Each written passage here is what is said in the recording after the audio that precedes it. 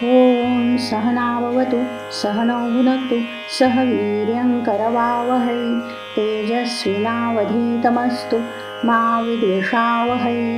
ॐ शांति शांति शांति।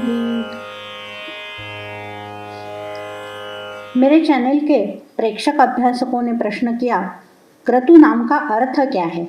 अतः क्रतु का अर्थ नामकरण का हेतु, चैनल निर्मिति का हेतु स्पष्ट कर रही हूँ। भारत की संस्कृति यह है कि ज्ञान परंपरा से गुरु से शिष्य को प्राप्त होता है।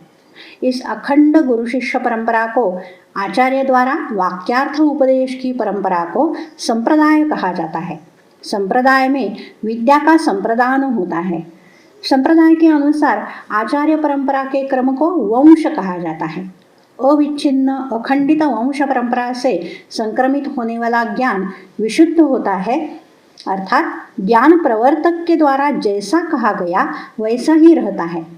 अतः शास्त्रों में उस ग्रंथ में प्रस्तुत विद्या की विशुद्धता प्रतिपादन करने हेतु विद्या स्तुति करने के लिए ग्रंथ के आरंभ में गुरु शिष्य परंपरा का, संप्रदाय का कथन किया जाता है। इस प्रकार आगम परंपरा का अविच्छेद कहा जाता है।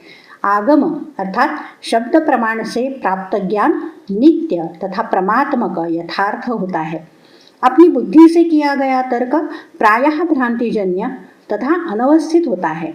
संप्रदाय से विसंगत शास्त्रार्थ निश्चय करने वाले के लिए श्रीमद् शंकराचार्य कहते हैं, आत्मः स्वयं मूढ़ः अन्यांश्च व्यामोहयति शास्त्रार्थ संप्रदाय रहितत्वात् श्रुतहानिं अश्रुतकल्पनाञ्च कुर्वन् तस्मात् असंप्रदायविद सर्वशास्त्रविदपि मूर्खवदेव उपेक्षणीयः।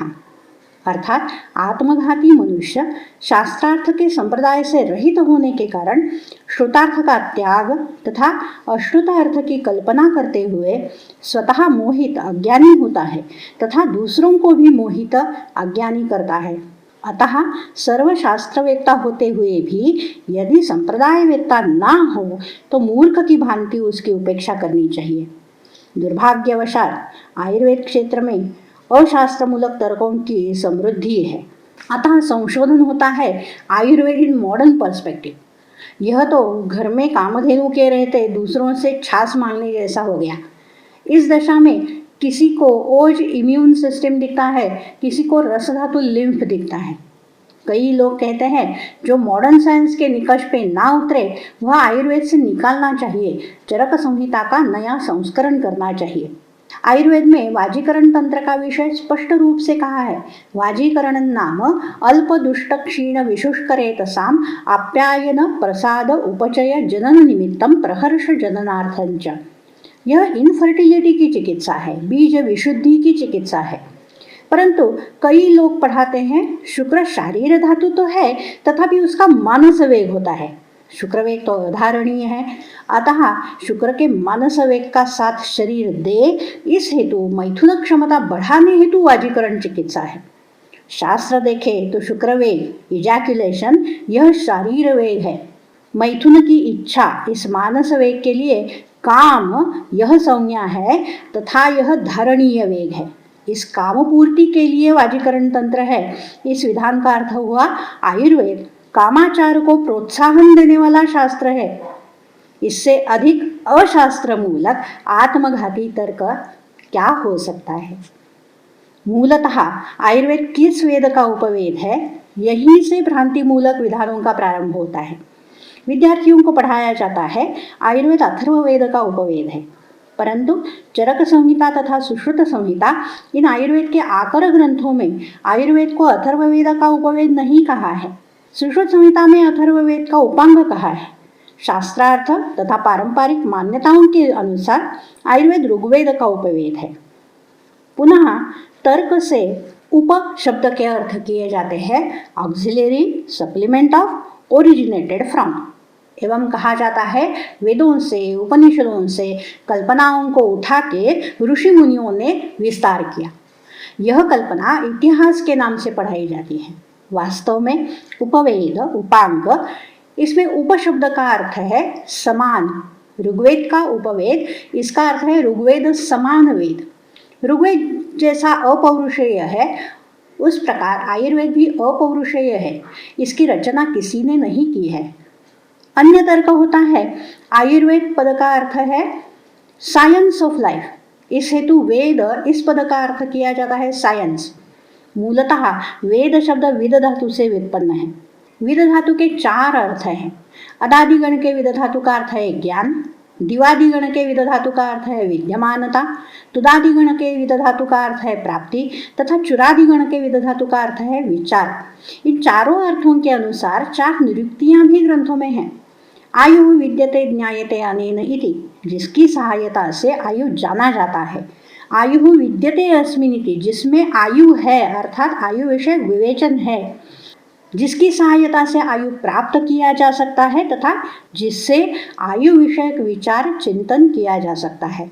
इन निरुक्तियों के अनुसार आयुर्वेद पद का शास्त्र मूलक अर्थ है आयु विषयक ज्ञान प्रतिपादन करने वाला वचन अथवा ग्रंथ। यही चरक संहिता के अर्थे दशमहामूलीय अध्याय में कहा है, तत्र आयुर्वेदः शाखा विद्या सूत्रम ज्ञानम शास्त्रम लक्षणम तंत्रम इति अनर्थांतरम। इस आयुर्वेद का संप्रदाय ग्रंथों में कहा है। ब्रह्मा ने आयुर्वेद का स्मरण किया एवं वह आयुर्वेद प्रजापति को पढ़ाया। प्रजापति से अश्विनी कुमार, अश्विनी कुमार से इंद्र तथा इंद्र से भरद्वाज को आयुर्वेद प्राप्त हुआ। भरद्वाज से आत्रेय आदि मुनिगणों को प्राप्त हुआ अथवा इंद्र से ही आत्रेय आदि मुनिगणों को प्राप्त हुआ। इन मुनियों ने विविध शिष्यों को आयुर्वेद पढ़ाया, जैसे पुनर्वसु आत्रेय से अग्निवेश भेल जतुकर्ण पराशर हारित क्षारपाणी इन शिष्यों को प्राप्त हुआ। काशीराज दिवोदास से सुश्रुत उपधेनव इत्यादि शिष्यों को प्राप्त हुआ। यहाँ तक आयुर्वेद की परंपरा अक्षुण्ण दिखाई देती है। संभवतः इसके पश्चात भी रही होगी, कारण वाग्भट संहिता में कहा है न मात्रा मात्रमप्यत्र किंचित आगम वर्जितम, अर्थात इस ग्रंथ में एक मात्रा भी आगम प्रमाण रहित नहीं है। परंतु दैववश से किसी समय आयुर्वेद संप्रदाय विच्छिन्न हो गया। वर्तमान समय में कई लोग अपनी बुद्धि के अनुसार तर्क से आयुर्वेद का अर्थ करते हैं, परंतु तर्क प्रायः भ्रांतिजन्य तथा अशास्त्र मूलक ही होता है, अतः शास्त्रार्थ नष्ट हो जाता है। यह भ्रांति मूलक तर्क अगणित है। उनका खंडन करने के स्थान पर पारंपरिक शास्त्रार्थ का अन्वेषण करने हेतु प्रयास किया। मेरे पितामह दशग्रंथी घनपाठी थे। पिता भी उनकी परंपरा के थे। घर में ही मुझे वेद वेदांग वेदांत व्याकरण की घुट्टी मिली। ईश कृपा से दर्शन शास्त्र तथा शांकर भाष्य का स्वल्प अध्ययन हुआ। उस दिशा में चरक संहिता का अर्थ करने हेतु, चरक मीमांसा करने हेतु यह प्रयास है। मेरी बुद्धि तो अत्यल्प है। जैसे कालिदास ने कहा है, तितीर्षुर दुस्सरम मोहा दुडुपेनास्मि सागरम, छोटी सी नाव में बैठकर सागर पार करने का प्रयास ही है ये। किंवा ज्ञानदेव ने जैसे कहा है, टिटहरी अपनी चोंच से सागर का पानी मापने का प्रयास करे, ऐसा ही यह प्रयास है। आयुर्वेद उपवेद है, वेद समान है, अतः वेदों का अर्थ करने के लिए प्रवृत्त पूर्व मीमांसा एवं उत्तर मीमांसा, यह श्रौत दर्शन चरक संहिता का अर्थ करने के लिए प्रमाणभूत मार्गदर्शक मान लिए है। वेदार्थ से विपरीत ना होने वाला व्याकरण, यह श्रौत दर्शन एवं वेदार्थ से विपरीत ना होने वाले न्यायादि तार्किक आस्तिक दर्शन प्रमाणभूत हैं। अन्य सांप्रदायिक विचारों की छत्रछाया में यह संकल्प किया है। चरक मीमांसा के साथ दर्शन शास्त्र, वेदांत तथा व्याकरण, इनके विषय में भी जितना हो सके उतना कहने का प्रयास करूंगी। क्रतु शब्द का अर्थ है श्रौत यज्ञ। अपना ज्ञान अन्यों को देकर गुरु ऋण चुकाने के लिए इस ज्ञान यज्ञ का आरंभ किया है। इस हेतु क्रतु नामाभिधान है। वेदांत में क्रतु शब्द संकल्प अर्थात ध्यान एवं निश्चय, इन अर्थों से भी प्रयुक्त है। सतत ध्यान अर्थात चिंतन से विविध सांप्रदायिक विचारों के परिप्रेक्ष्य में परामर्श करके चरक संहिता का निश्चितार्थ निर्णय करने का प्रयास कर रही हूँ, अतः क्रतु नामाभिधान है। श्रौत यज्ञ के लिए विविध आकार की वेदियां प्रयुक्त होती थी।